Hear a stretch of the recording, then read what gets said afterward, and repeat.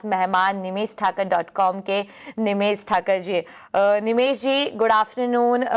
बाजार देखिए यहाँ पर हरे निशान में कारोबार करने की कोशिश कर रहा है, निफ्टी 30 अंकों की बढ़त के साथ, और बैंक निफ्टी ने तो आज दोबारा नया रिकॉर्ड बनाया है। बाजार हफ्ते का आखिरी कारोबारी दिन है आज के लिए आप बाजार को कैसे देख रहे हैं? क्या रणनीति होगी, क्या अहम लेवल्स होंगे निफ्टी और निफ्टी बैंक के लिए? Very good morning. देखिए, जिस तरह से निफ्टी ऑल टाइम हाई कल के सेशन में हम लोगों ने देखा था कि बनाया था, और फिर बाद में एक प्रॉफिट बुकिंग भी दिखी थी। ऑल ओवर अगर स्ट्रक्चर की बात करें तो निफ्टी का स्ट्रक्चर काफी बुलिश है, और अभी जिस तरह से हम लोग मोमेंटम देख रहे हैं, जिस तरह से बैंकिंग स्टॉक लीडरशिप ले रहे हैं, मुझे नहीं लगता कि मार्केट में कोई बड़ी गिरावट यहाँ से देखने का चांसेस लग रहे हैं। हाँ, डेफिनेटली एक ऑल टाइम हाई के रेजिस्टेंस है, इसलिए थोड़ा कंसोलिडेट हो रहा है, but all over underline strength market में दिख रही है। और मैं मानता हूं कि आने वाले दिनों में मार्केट में ये जो नया हाई का मोमेंटम है वो कंटिन्यू रहेगा, और आने वाले दिनों में मार्केट में एक अच्छा मूव देखने को मिल सकता है। अगर लेवल की बात करें तो निफ्टी के अंदर शॉर्ट टर्म में मेरा मानना है कि ऊपर में 26,400 तक के लेवल आराम से देखने को मिल सकते हैं 1 या 2 दिन के अंदर। और बैंक निफ्टी की अगर बात करें तो बैंक निफ्टी में भी जिस तरह से हम लोग मोमेंटम देख रहे हैं, एक 60,000 का एक साइकोलॉजिकल रेजिस्टेंस एरिया है, पर जैसे ही 60,000 के ऊपर अगर बैंक निफ्टी निकलती है तो ऊपर के अंदर मैं मानता हूं कि 60,700 तक के लेवल शॉर्ट टर्म आने वाले 2-3 दिन में देखने को मिलेंगे। तो Nifty as well as bank Nifty दोनों के अंदर मेरा नजरिया बुलिश है, और मैं कोई भी अगर डीप आता है तो बाइंग अपॉर्चुनिटी देखता हूँ, यहाँ से बाई करके चलना चाहिए। ठीक है, तो बाय ऑन डिप्स की स्ट्रैटेजी रहनी चाहिए अगले कुछ दिनों के लिए। निमेश, मैं कनिष्का हूं और मैं आपसे जानना चाहती हूं दिसंबर एंड तक, यानी 2025 का एंड जो है वहां के लिए अगले 1 महीने में हमें क्या लेवल्स वॉच करने चाहिए? 26,400 आपने अगले 3-4 दिन का टारगेट दिया है, लेकिन 2025 हम किस तरह एंड करेंगे? क्या हम 2025 के एंड तक एक नया हाई, रिकॉर्ड हाई देख सकते हैं निफ्टी और निफ्टी बैंक के लिए? जी जरूर से। दिसंबर के अंदर अगर आप हिस्टोरिकल डेटा देखें तो नॉर्मली दिसंबर के अंदर जिस तरह से अभी इवेंट लाइनअप है, मैं मानता हूं कि दिसंबर के अंदर भी मार्केट के अंदर जो है वो ये पॉजिटिव मोमेंटम कंटिन्यू रहेगा। और जिस तरह से मार्केट अभी नया हाई बना रहा है और नया हाई के ऊपर सस्टेन हो रहा है, निफ्टी के अंदर मैं मानता हूं कि दिसंबर के अंदर अगर बात करें तो ऊपर के अंदर निफ्टी के अंदर 26,500 26,700 तक के लेवल देखने को मिलेंगे, ऐसे चांसेस मुझे ज्यादा दिख रहे हैं। तो ऑल ओवर व्यू बुलिश है निफ्टी का। और एक्यूरेट लेवल की अगर बात करें तो 26,700 26,800 तक के लेवल आराम से देखने को मिलेंगे, ऐसा मेरा मानना है। तो व्यू बुलिश है निफ्टी के अंदर और बैंक निफ्टी दोनों के अंदर। बैंक निफ्टी में जैसे बताया कि 62,000 के लेवल के आसपास देखने को मिल सकता है। ठीक है, तो ये थे लेवल्स वॉच आउट करने के लिए। 2025 के एंड तक 26,800 तक पहुंच सकता है निफ्टी, ये है राय निमेश जी की। तो अब बढ़ते हैं अपनी क्वेरीज की तरफ, और सबसे पहले हमारे साथ कॉलर जो जुड़ रहे हैं वो है Govind Singh. Govind, good afternoon, thank you आज हमारे साथ जुड़ने के लिए। बताइए आप कहाँ से बात कर रहे हैं और आपकी क्वेरी किस स्टॉक पर है? गुड आफ्टरनून मैम, मैं हरियाणा से बोल रहा हूँ मैम जी। मेरे दो स्टॉक्स हैं मैम, सनटेक रियल्टी और सेंट एनका। सनटेक रियल्टी मेरी बाइंग है मैम 612 रुपए की, और 100 शेयर हैं जी। सनटेक रियल्टी और दूसरा शेयर कौन सा रहेगा? सेंट एनका ma'am, Century Enka. Okay okay, तो निमेश शेयर है ma'am at the rate of 800 price. Okay, हम आपके दूसरे स्टॉक पर शायद अपनी राय, अपने एक्सपर्ट्स की राय नहीं दे पाएंगे क्योंकि ये स्टॉक हमारी कवरेज लिस्ट में नहीं है, बट सनटेक पर जरूर हम बात करेंगे अपने एक्सपर्ट के साथ। निमेश, सनटेक को लेकर आपकी क्या राय रहेगी? अभी के जो करंट लेवल्स है, क्या उस पर और ऐड करना चाहिए या क्या रणनीति रहनी चाहिए सनटेक रियल्टी को लेकर? देखिए, जिस तरह से चार्ट स्ट्रक्चर है स्टॉक के अंदर, ऊपर के लेवल से एक अच्छा करेक्शन आ गया है और अभी एक साइडवे रेंज के अंदर कंसोलिडेट हो रहा है काफी टाइम से। अभी आप शॉर्ट टर्म की बात करें तो शॉर्ट टर्म नजरिया नेगेटिव है। यहाँ पर कोई ऐसा सिग्नल नहीं मिल रहा है कि स्टॉक के अंदर यहाँ से फिर से बड़ी रैली आई जाएगी और इन्वेस्टर के जो बाइंग प्राइस है उसके नजीक पहुंच जाएगा। सेकंड थिंग, अगर आप देखें तो ऐसे रियलिटी सेक्टर कहीं ना कहीं हम लोग थोड़ा स्ट्रगल करते हुए देख रहे हैं। तो मेरा मानना है कि आपको काफी टाइम देना पड़ेगा आपका बाइंग प्राइस आने के लिए, आपको वेट करना पड़ेगा क्योंकि आपका लॉस भी काफी बड़ा है।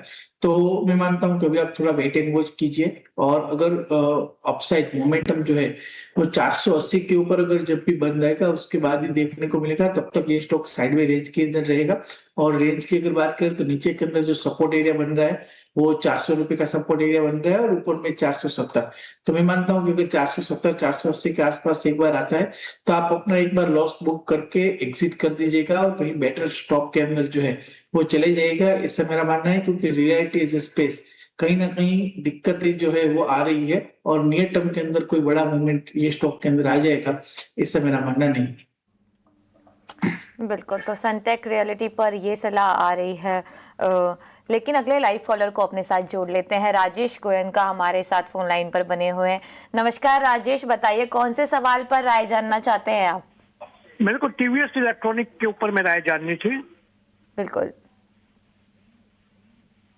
कौन से लेवल पे खरीदा है आपने और कितने शेयर्स लिए राजेश जी? मैंने 100 शेयर मेरे हैं, 13 नवंबर को लिए थे 689 में। बिल्कुल, नवंबर के समय की आपकी खरीदारी है। और अगर पिछले सितंबर से देखें शेयर्स को तो एक अच्छा खासा 36% का जंप इस शेयर ने दिखाया है। लेकिन आपने ऊपरी स्तर पर खरीदा है काफी, वहां से शेयर काफी नीचे आ चुका है, 550 के लेवल के आसपास कारोबार कर रहा है और आपका खरीद भाव है 690 रुपए के आसपास। तो आप तो काफी नुकसान में हैं।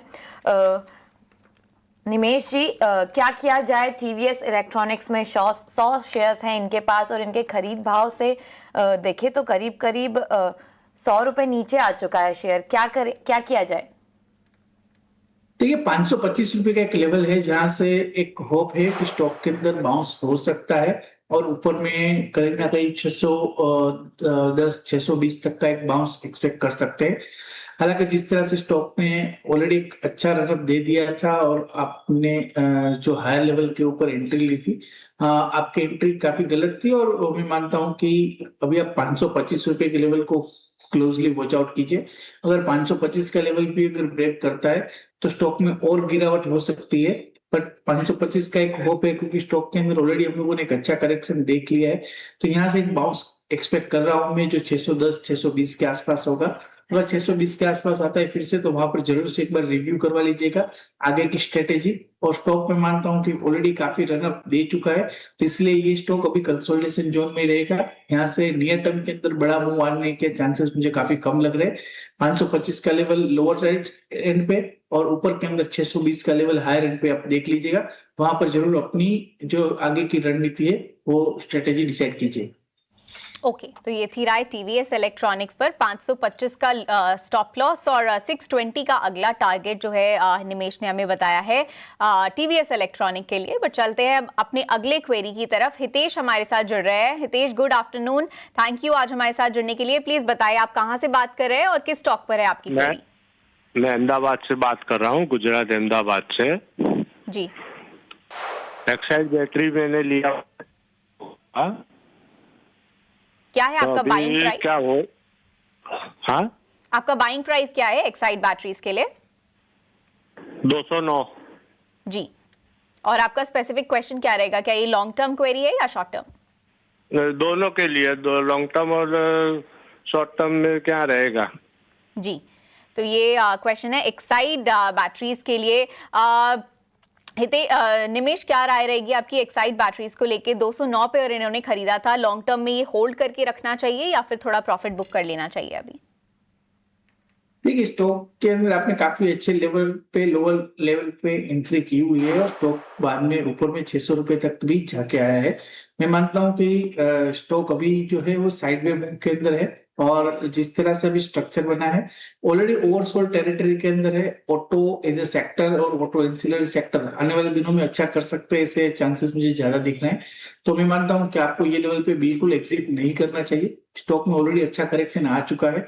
यहाँ से हम लोग जो है वो स्टॉक के अंदर एक रिकवरी का मूव एक्सपेक्ट कर रहे हैं क्योंकि आप लॉन्ग टर्म निवेशक है। तो मैं मानता हूं कि आप लॉन्ग टर्म के लिए अभी ये काउंटर को होल्ड करके रखिए। नीचे के अंदर आपको अगर ट्रेलिंग स्टॉप लॉस लगाना है प्रॉफिट में तो कहीं ना कहीं जो पिछले टाइम जो स्टॉक ने एक लो बनाया था वो 330 का लेवल का बनाया था, तो आप 325 का एक स्टॉप लॉस लगा के अभी फिलहाल आप स्टॉक के अंदर होल्ड कीजिए। और ऊपर में मानता हूं कि नियर टर्म के अंदर 450 तक के लेवल एक्साइड इंडस्ट्रीज के अंदर देखने को मिलेंगे। उस टाइम पे जरूर से आप अपनी आगे की रणनीति जो है वो रिव्यू कर लीजिएगा।